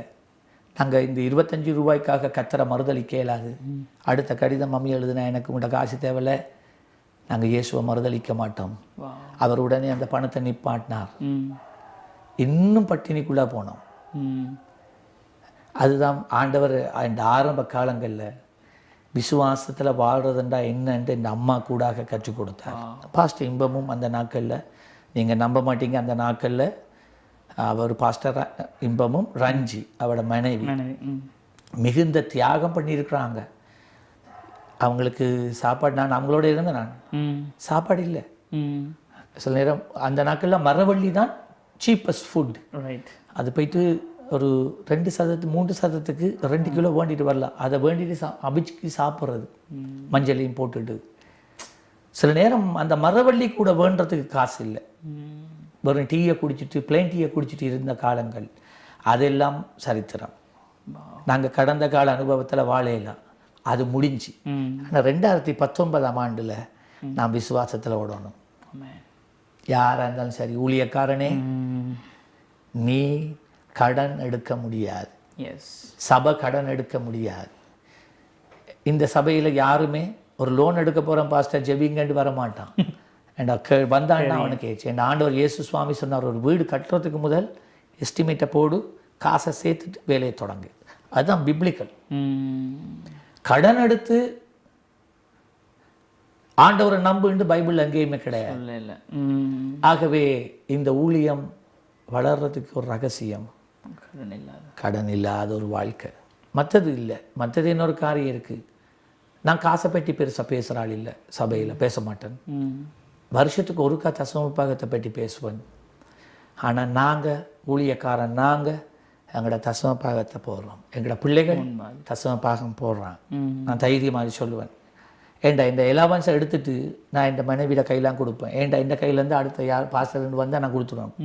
ஸோ நான் இந்த மனைவியோட கையெல்லாம் கொடுப்பேன். அவள் மனைவி முதல் எடுத்து தசம பாகத்தை வைப்பேன். இந்த பிள்ளைகள் தசம பாகத்தை தாயிட்ட கையில் கொடுப்பாங்க. அப்போ நாங்கள் சொன்னோம், இல்லை நீங்கள் உங்களோட கையால் போடணும். இப்போ அதுகள் தண்டை கையால் போடும். சர்ச்சில் அதை தான் சொல்கிறோம், உங்களோட தசம பாகம் உங்களோட கையால் போடணும். பாஸ்டர் தசம பாகம் போடாமல் சபை விசுவாசிகள் தசம பாகம் போடுவாங்க என்பதை எதிர்பார்க்க வேணும். லீடர்ஸ், நான் ஜபிக்காம சபை ஜபிக்கார், நான் தியாகம் பண்ணாமல் சபை தியாகம் பண்ணாது, நான் தசம பாகம் போடாமல் சபை தசம பாகம் போடாது, நான் கர்த்தருக்கு கீழ்ப்படியாமல் சபை கீழ்ப்படியாது. அது முக்கியம். குறிப்பாக ஒரு 4 காரியங்களை உங்களோட வாழ்க்கை அனுபவத்திலேருந்து முன்னிறுத்தி சொன்னீங்க. இதில் இன்னொரு அடிஷ்னலாக ஒரு பாயிண்ட்டை கூட நான் இதில் கேட்க விரும்புகிறேன். இன்றைய காலகட்டத்தில் உங்களுக்கு 4 பிள்ளைகள், அதில் ஒரு ஆண் மகனும் 3 பெண் பிள்ளைகளும். இந்த காலகட்டத்தில் அநேக பெரிய பெரிய ஊழியர்களோட தங்களுக்கு அடுத்ததாக தங்களுடைய பிள்ளைகளையே ஊழியத்தில் பயன்படுத்துகிறாங்க. அவர் பயன்படுத்த வேண்டும் என்று எதிர்பார்க்கிறார்கள், கட்டாயப்படுத்தவும் படுகிறார்கள். ஒரு ஒரு ஒரு ஊழியக்காரனுடைய மகனை, அது மட்டக்களப்பு மாவட்டத்தின் ஊழியக்காரனுடைய மகன் பாஸ்டருடைய மகன்கிட்ட நான் கதைக்கும்போது அவர் சில இடத்துல தன்னை வேதனைப்படுத்தினார். என்னென்றாலும் அவற்ற மகன் தானே, அவர் செய்த ஊழியத்தால் தான் நீங்கள் இருக்கிறீங்க அப்படின்னு அவற்ற சைட்லேயும் சில வேதனைகளை தெரிவித்தார். என்ன, சில கட்டாயப்படுத்தப்பட்ட ஊழிய வாழ்க்கைக்குள்ளே சென்றதுனால. இப்போ இந்த வகையில் நீங்கள் உங்களோட பிள்ளைகளை ஊழியத்தில் கண்டிப்பாக பயன்படுத்தணும் என்ற எண்ணமுடையவரா, அல்லது நீங்கள் அதற்கு ஆதரிக்கிறீங்களா, எதிர்க்கிறீங்களா, அல்லது உங்களுடைய கருத்து, உங்களுடைய ஆங்கிளில் நீங்கள் எதை சொல்ல விரும்புகிறீங்க? ஓகே, ஒவ்வொரு சபையில் இருக்கிற ஒவ்வொரு தேவ பிள்ளைக்கும் ஒரு ஊழிய அழைப்பு இருக்குது. அதை மறுக்கவே இல்லாது. அது பல ஃபீல்டில் இருக்குது. எல்லாராலும் பிரசங்கம் பண்ண இயலாது, எல்லாராலும் பாட்டு பாட இயலாது, எல்லாராலும் போய் சுவிசேஷம் அறிவிக்க இயலாது. ஆனால் எல்லாருக்கும் ஊழியம் இருக்குது, எல்லாருக்கும் இருக்குது. அது மறுக்க முடியாது. இந்த பிள்ளைகள் எல்லாருக்குமே ஊழியம் இருக்குது. சபையில் இருக்கிற ஒவ்வொருவருக்கும் ஊழியம், அது ஒரு பக்கம் இருக்கு. அதான் நான் சபையில் இருக்கிற எல்லாரையும் நாங்கள் பயன்படுத்துகிறோம் ஊழியத்துக்கு. அது ஒரு பக்கம் இருக்கட்டும். இப்போ ஒரு பாஸ்டர் மகன் ஆட்டோமேட்டிக்காக பாஸ்டர் ஆக முடியுமா? நான் நினைக்கிறேன் அதுதான் உங்களோட கேள்வி. அப்பா பாஸ்டராக இருந்தால் மகன் ஆட்டோமேட்டிக்காக பாஸ்டர் ஆக முடியுமா? அது கர்த்தருடைய சித்தமா? இதை நான் விளங்கப்படுத்துறேன்டா, கொஞ்சம் கவனமா இருக்கணும். சில நேரம் முடியும், அப்பா சொல்லி இல்லை, அப்பா பாஸ்டரா இருக்கிறதால இல்லை, கர்த்தருடைய அழைப்பு இருந்தா. நான் சில ஊழியர்களை நீங்க கவனிக்கலாம். ஜோயல் ஓஸ்டின், அவங்களோட அப்பா ஊழியம் சின்ன ஊழியம். ஆனா அவர் மரித்த உடனே ஜோயல் ஓஸ்டின் மேல அந்த ஊழியம் அவருடைய தோள்களில் சுமத்தப்பட்டது. ஜோயல் ஓஸ்டின் ஊழியத்தை கையில் எடுத்த உடனே பெரிதாக மாறினது. ஹில்சாங் சர்ச் ஆஸ்திரேலியா, அங்கேயும் அதே கதை தான். அவருடைய தகப்பனா செய்த ஊழியன் சின்ன ஊழியன், மகன் மேலே கர்த்தருடைய இந்த ஊழிய அழைப்பு வந்தபடினால அது பெரிதான அப்படி. ஆனால் நான் என்னுடைய பிள்ளையை பார்த்து, நான் பாஸ்டர், அடுத்த பாஸ்டர் நீ தான் இருக்கணும் என்று சொல்றது பிள்ளை. சிலரை கர்த்தர் முதலாம் நிலையிலே இருந்து ஊழியம் செய்ய அழைக்கிறார், இன்னொரு சிலரை இரண்டாம் நிலையில இருந்து ஊழியம் செய்ய அழைக்கிறார். ஒரு போதும் இரண்டாம் நிலையில இருந்து ஊழியம் செய்ய அழைக்கப்பட்டவர்களால் முதலாம் நிலையில இருந்து ஊழியம் செய்ய முடியாது. அதே போல முதலாம் நிலையிலிருந்து ஊழியம் செய்ய அழைக்கப்பட்டவர்களால ஒரு நாளும் இரண்டாம் நிலையில இருக்கவும் முடியாது. இது மனிதனால் உண்டானது இல்லை, இது தேவனால் உண்டானது. தாயின் கரவறையிலேயே அல்ல, உலக தோற்றத்துக்கு முன்பதாக அது உண்டானது. அது கர்த்தரிடத்திலிருந்து வார ஒரு காரியம். நாங்க யாரோ ஒரு ஆள் கை வச்சு ஜபிக்கிறதால வாரதில்லை, தீக்கு தரிசனம் உரைச்சதுனாலும் வாரதில்லை, இது கர்த்தர். ஸோ தேவன் அழைத்திருந்தால் தகப்பனுக்கு பிறகு அடுத்தது மகன், அது இருக்கலாம். ஆனா எல்லாருக்கும் அப்படி இருக்கணும் இல்லை இல்லை. ஸோ நீங்க கவனமா இருக்கணும். என்னை பொறுத்த வரையில இந்த நம்முடைய சீயோன் ஊழியத்தினுடைய அடுத்த தலைவர் நிச்சயமா எந்த பிள்ளைகளா இருக்காது, நிச்சயமா இருக்காது, ஆணித்தரம் இருக்காது. நான் உருவாக்கின ஆவிக்குரிய பிள்ளைகள்ல யார் ஒருவர் இருப்பார். அதுதான் நான் நினைக்கிறேன். ஏண்டா பல இடங்கள்ல சபைகள்ல பாஸ்டர் பிள்ளைகளுக்கு தான் மைக் கொடுக்கறது, பாஸ்டர் பிள்ளைகளை தான் முன்னுக்கு ப்ரொஜெக்ட் பண்றது. சபையில் இருக்கிற எல்லா பிள்ளைகளையும் பார்க்க பாஸ்டர் பிள்ளைகள் பெரிய பிள்ளைகள், பெரிய ஆக்கள். அப்படி கிடையாது. அதுக்கு எந்த ஊழியத்தில் இடம் இல்லை. உங்களோட பிள்ளைகளை பற்றி சொல்லுங்க, என்ன செய்கிறாங்க? ஓகே, மூத்தவள் மாதிரி பண்ணியிருக்கிறாள், அல்ல ஒரு கம்பெனியில் ஒர்க் பண்ணுறாள். மற்றது ட்வின்ஸ், அவங்க 2 பேரும் ஒர்க் பண்ணுறாங்க. அண்ட் இளையவரும் இப்போ ஒர்க் பண்ண தொடங்கி இருக்கிறார். அவர் ஊழியத்தில் என்ன? ஊழியத்தில் மூத்தவளும் ட்வின்ஸில் ஒரு ஆளும் இளையவரும் கோயிலில் இருக்கிறாங்க. அதே நேரத்தில் ட்வின்ஸில் ஒருவர் அடுத்தவர் எங்களோட சவுண்ட் ரெக்கார்டிங்ஸில் அவள் பொறுப்பாக இருந்து அதை செய்கிறாள், ரெக்கார்டிங்ஸ் பார்த்து கொண்டு இருக்கிறாள். அதே நேரத்தில் இன்னொரு சகோதரனோட சேர்ந்து, அதே நேரத்தில் இந்த மகன் கோயிலில் இருக்கிறார். அதே நேரம் வீடியோ மீடியாலேயும் அவருக்கு சின்ன வேலை இருக்குது, அவர் அதை எடுத்து தெரிவார்.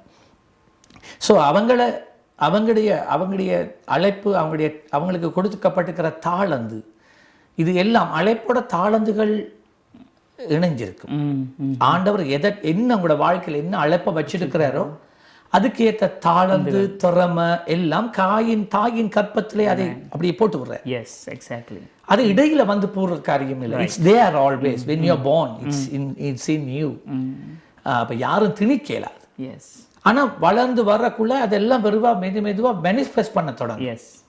ஸோ அதில் தான் நாங்கள் உண்மையாக பிடிக்கிறேன். இப்போ நான் எப்படி என் லீடர்ஸை நான் கண்டுபிடிக்கிறேன் ப்ரீச் பண்ணுறதுக்கோ, அடுத்த ஹோம் செல் லீடர்ஸ் உருவாக்குறது எப்படி என்றா, எங்களோட ஹோம் செல்ஸ் நடக்குது, எங்களோட லீடர்ஸ் அவங்கள்ட்ட சொல்லியிருக்கிறேன், அங்கே இருக்கிற ஒரு ஆளுக்கு ஜெபிக்க ஒரு நாளைக்கு விடுங்க, இன்னொரு ஆளை பிடிச்சி வச்சு ஒரு 5 நிமிஷம் பிரசங்கம் பண்ண விடுங்க, இன்னொரு ஆளை வச்சு ஒரு சாட்சி சொல்ல விடுங்க என்று சொல்லி அவங்களுக்கு ஒரு உத்தரவாதம் கொடுங்கண்டு.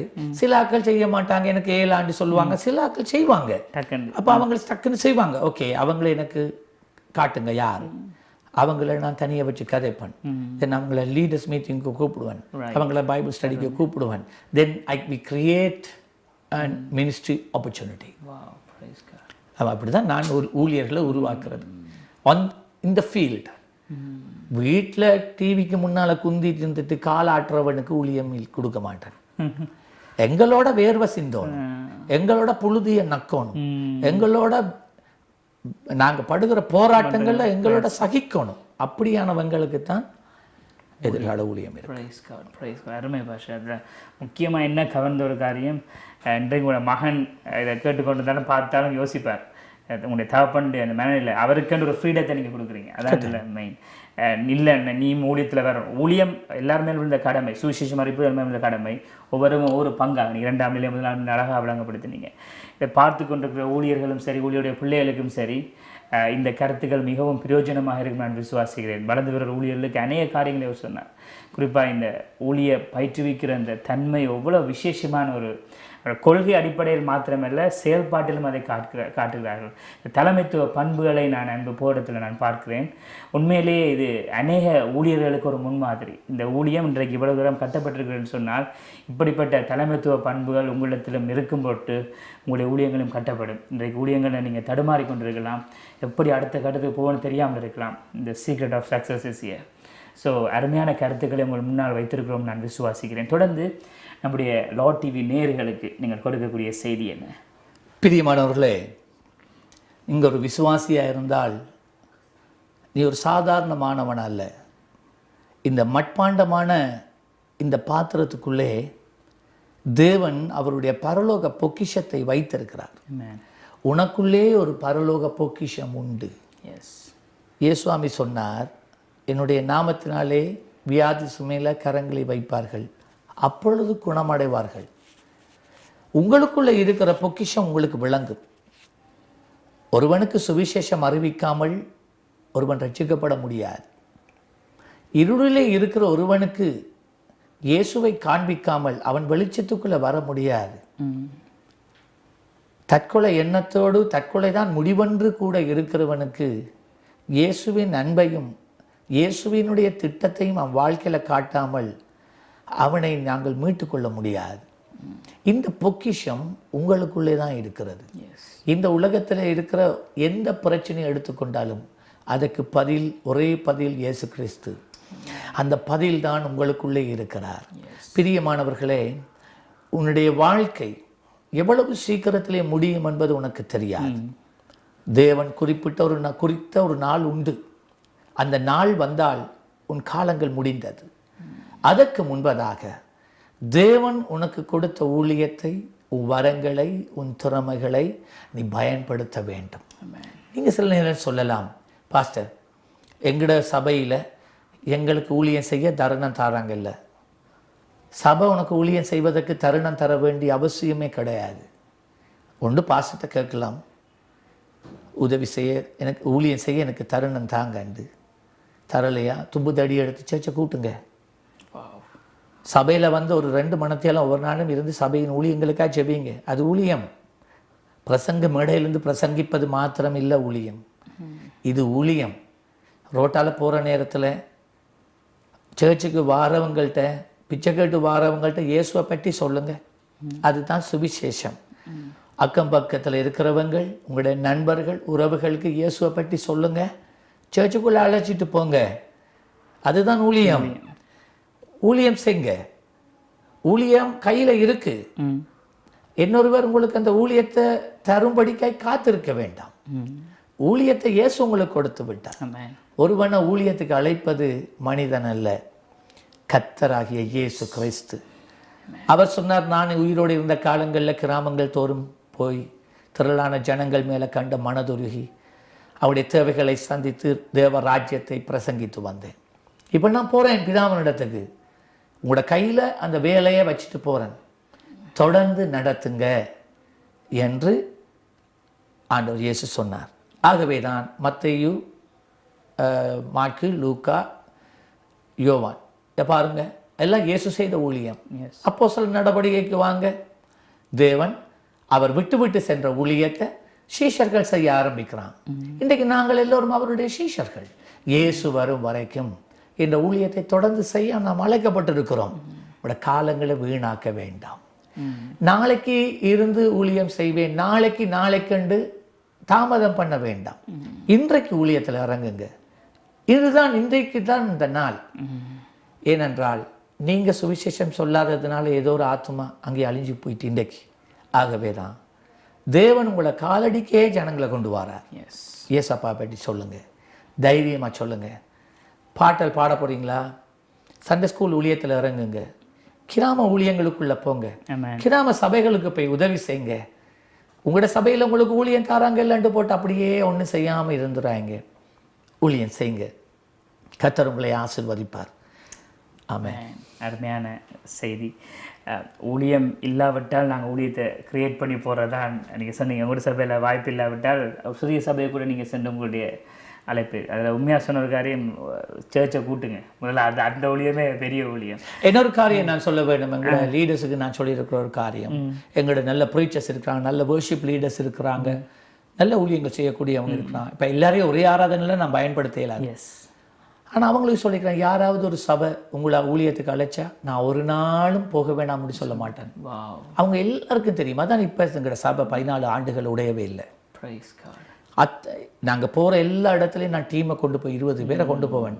அவங்க கேட்குறாங்க, பாஸ்டர் எப்படி ஒருவரும் சபையை உடைச்சிட்டு போகாமல் இருக்கிறாங்க? உடைச்சிட்டு போக வேண்டிய அவசியம் இல்லை. அவங்களுக்கு போதுமான ஊழிய அழைப்பு இங்கே இருக்குது. ஊழிய தருணங்கள் கொடுக்கப்படுது. ஊழியர்களுக்கு நான் சொல்கிற ஆலோசனை அதுதான். ஊழிய தருணங்களை கொடுங்க. சபையில் இருக்கிறவங்களுக்கு ஊழிய தருணங்களை கொடுங்க. ஒரே ஒரு தொடர்ந்து பயன்படுத்தணும், எல்லாரையும் பயன்படுத்துங்க. ஊழிய தருணங்களை கொடுத்தா அவங்க உங்களோட சபையை விட்டு போக மாட்டாங்க. அடுத்தது எங்களோட லீடர்ஸுக்கு யார் தான் வந்து ஒரு இன்விடேஷன் கொடுத்தா வந்து எங்களுக்கு வர்ஷிப் லீட் பண்ணுங்க, எங்களுக்கு உபாச கூட்டம் நடத்துங்க, எங்களுக்கு வந்து ப்ரீச் பண்ணுங்க, எனக்கு வந்து இன்டர்பிரேட் பண்ணுங்கண்டா அவங்களுக்கு தெரியும் நான் முதல் பாஸ்டர்கிட்ட கேட்டுட்டு வரணும். அதுதான் ஒழுங்கு. அவங்க வருவாங்க. அதை நேரம் சொல்லுவாங்க, நீங்களும் பாஸ்டர்கிட்ட ஒரு கேட்கணும். நான் இவங்ககிட்ட சொல்லி வச்சிருக்கிறேன், நான் ஒரு நாளும் உங்களுக்கு ஊழிய வந்தால் நான் அதை தடுக்க மாட்டேன். அதை அவங்க சொல்லிக்கிறாங்க, எங்களோட பாஸ்டர் தடுக்க மாட்டார். ஸோ அவங்க எனக்கு கூப்பிடுவாங்க. நான் சொன்னேன், ஓகே, நான் நோ ப்ராப்ளம் எடுத்து பயன்படுத்தலாம். ஆனால் எங்களோட ஊழியக்காரன் என்னட்ட வரும் வரைக்கும் போகலாது. ஸோ ஒரு டிசிப்ளின் இருக்கு, அதே நேரத்தில் ஃப்ரீடம் இருக்கு.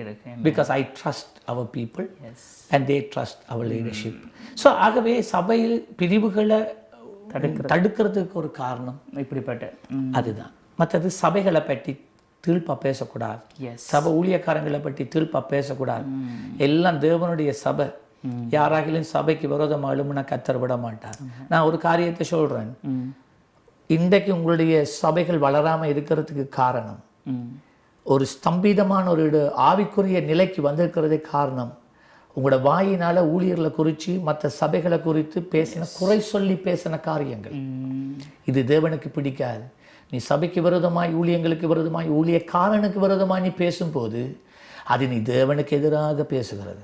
ஸோ முதலாவது மனம் திரும்பு, தேவனிடத்திலே ஒப்புரவாகு, உன்னுடைய ஆவியை சுத்தம் பண்ணு, பரிசுத்த ஆவியானவரோடு நெருங்கி தேவன் உங்களை அழைத்த அழைப்பை நிறைவேற்றுங்கள். எல்லாருக்கும் தேவன் பெரிய சபை கொடுக்கறதில்லை. ஒருவருக்கு சிறிய சபை, இன்னொருவருக்கு பெரிய சபையாக இருக்கலாம். அழைத்த அழைப்புக்கு மாத்திரம் உண்மையாக உள்ளவர்களாக இருங்க. இன்னொரு காரியம், இன்னொரு ஊழியக்காரர்களுக்கு தேவன் உங்களுக்கு கொடுத்த ஊழியத்துக்கு தான் நீங்கள் கணக்கு ஒப்புவிக்கணும். உங்களுக்கு ஒப்புவிக்காத ஊழியத்துக்கு ஆண்டவர் கணக்கு ஒப்புவிக்க மாட்டார். அது இதுன்னு மற்றவங்களுக்கு பின்னால் ஓடி திடுறதை விட்டுட்டு தேவன் உங்களுக்கு கொடுத்த அழைப்பை நிறைவேற்றுங்க. உங்களை எல்லாரும் பயன்படுத்த இடம் கொடுக்க வேணாம். உங்களுடைய நேரத்தையும் உங்களுடைய காலங்களையும் பிரயோஜனப்படுத்தி கொள்ளுங்கள். கர்த்தர் உங்களை ஆசீர்வதிப்பார். அமேசிங். உண்மையிலே பாஸ்டர், இன்றைக்கு நல்ல ஆலோசனைகளோடு உங்களுடைய அனுபவத்தை பகிர்ந்து கொண்டீங்க. இந்த அனுபவம் புதில் ஒரு வித்தியாசமான ஒரு காரியம், வித்தியாசமான நபரை நான் சந்தித்திருக்குன்னு நினைக்கிறேன்.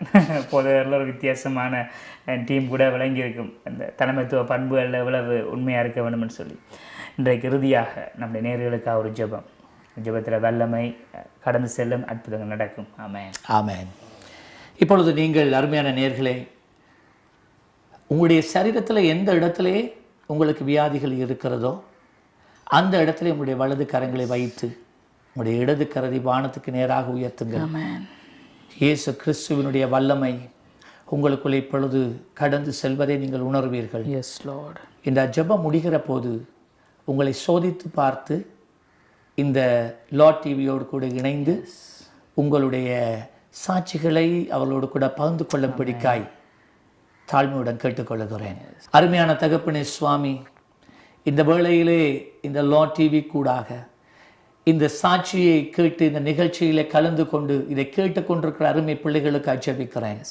இது ரெக்கார்ட் பண்ணப்பட்டு பின்பதாக எந்த சர்வரில் அது சேமிக்கப்பட்டிருக்கிறதோ ஆண்டவரே அந்த அந்த கிளிப்பை திரும்பவும் ஏதோ ஒரு சந்தர்ப்பத்தில் யாராகிலும் இந்த உலகத்தில் எந்த கோணத்தில் இருந்தாலும் அவர்கள் அதை பார்க்கும் போது அப்பா உம்முடைய பிள்ளைகள் மேலே உம்முடைய மனதுருக்கம் ஆண்டவர் எப்பொழுதும் இருக்கிறது போலவே இப்பொழுது இறங்கி வரும்படிக்கு நான் ஜெபிக்கிறேன் இயேசு கிறிஸ்துவின் வல்லமுள்ள நாமத்திலே ஆண்டவரே உச்சன் தலையில இருந்து குதிக்கால் வரை உள்ள ஒவ்வொரு சரீரத்தின் கணுக்களுக்கூடாய் உம்முடைய வல்லமை கட்டந்து செல்லுவதாக என்று ஜெபிக்கிறேன். விடுதலை கொடுக்கிற தேவனே உம்முடைய வல்லமை இறங்கட்டும் ஐயா. மனதிலே காயங்களோடு, மனதிலே பாரங்களோடு, மனதிலே சஞ்சலத்தோடு இருக்கிற உள்ளங்கள் இயேசுவின் நாமத்தில் இப்பொழுது குணப்படுவதாக. மனதின் காயங்கள் பல ஆண்டுகளாக இருக்கின்ற காயங்கள் ஆற்றப்படுவதாக. I speak inner wounds to be healed in the name of Jesus of Nazareth. நான் இப்பொழுது ஒருவரை பார்க்கிறேன். உங்களுடைய இடது பக்கத்து காது அடைக்கப்பட்டு இருக்கிறது. சில வருடங்களாக அது அடைக்கப்பட்டிருக்கிறது. இப்பொழுதே உங்களுடைய இடது கையை அந்த இடது பக்கத்து காதுக்குள்ளே வைங்கள். இயேசுவின் நாமத்தில் இப்பொழுது அந்த செவிப்பறைகள் திறப்பதாக. I speak and I command in the name of Jesus the eardrums to open. Amen. செவிகள் திறப்பதாக இயேசுவின் நாமத்திலே. ஆமென். இந்த இடத்துல இன்னொருவரை நான் பார்க்கிறேன். உங்களுடைய கழுத்திலே தண்ணி குடிக்க முடியாதபடி சாப்பிடுகிற நேரம் ஏதோ தடைப்படுகிறது போல ஒரு கழுத்தில் எங்களுடைய தொண்டை குழியிலே ஒரு தடை, ஒரு கட்டி போல ஏதோ ஒன்று இருக்கிறதை நான் பார்க்கிறேன். இப்பொழுது இயேசு கிறிஸ்துவின் நாமத்திலே அந்த தடை, அந்த கட்டி கரைந்து போவதாக, நீங்கி போவதாக. முதுகு எலும்பிலே குனிந்தால் நிமிர முடியாத படிக்கு, நிமிர்ந்தால் குனிய முடியாத படிக்கு, கட்டிலே உறங்கும் போது திடீர் எழும்ப முடியாத படிக்கு, உட்கார்ந்து இருக்கிறவர்களை எழும்ப முடியாதபடி கடுமையான நோவோடு கூட இருக்கிற ஒரு சிலரை நான் பார்க்கிறேன். இப்பொழுது தேவனுடைய தெய்வீக வல்லமை, என் ஆண்டவர் இயேசுவின் அன்பு, என் ஆண்டவர் இயேசுனுடைய சுகம் உங்கள் முதுகெலும்பு கூட கட்டது செல்கிறது. I speak your healing to flow right now in the name of Jesus. இப்பொழுதே சுகம் உண்டாவதா. சோதித்து பாருங்கள், அந்த நோய் இப்பொழுது இருக்காது. இன்னொருவரை நான் பார்க்கிறேன். உங்களுடைய வலது கரத்தை தோள் பட்டையில இருந்து இறுக்கமாய் இருக்கிறது. இயேசுவின் நாமத்துல இப்பொழுது அந்த கரங்களை தூக்க முடியாமல் மிகுந்த வேதனையோடு இருக்கிற அந்த வலது கரத்திலே அந்த ஜாயின்ஸ் இப்பொழுது லூஸ் ஆகிறது. அந்த தோள்பட்டையில இருக்கிற வலி இப்பொழுது நீங்கி போகிறது. தோள்பட்டையில இருக்கிற ஸ்டிஃப்னஸ் இயேசுவின் நாமத்துல நீங்குகிறது. இப்பொழுது அந்த கரத்தை உயர்த்தி பாருங்கள், உங்களுக்கு சுகம் உண்டாகிறது. இந்த இடத்துல இன்னொருவரை பார்க்கிறேன். உங்களுடைய மூக்கில இருக்கிற ஒரு துவாரம் அடைக்கப்பட்டிருக்கிறது. ஒரு துவாரத்துக்கூடாக மாத்திரம்தான் நீங்கள் சுவாசித்துக் கொண்டு இருக்கிறீர்கள்.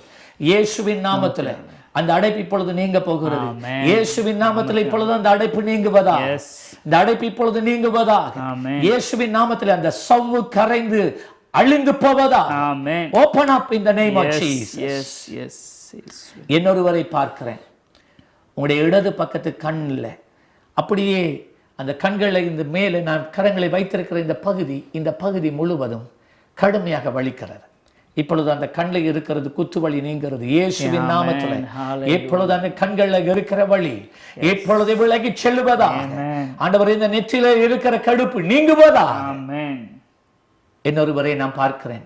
உங்களுடைய முகத்திலே ஆங்காங்கே விரைப்பு இருக்கிறதை பார்க்கிறேன். There is numbness in your face in the name of Jesus.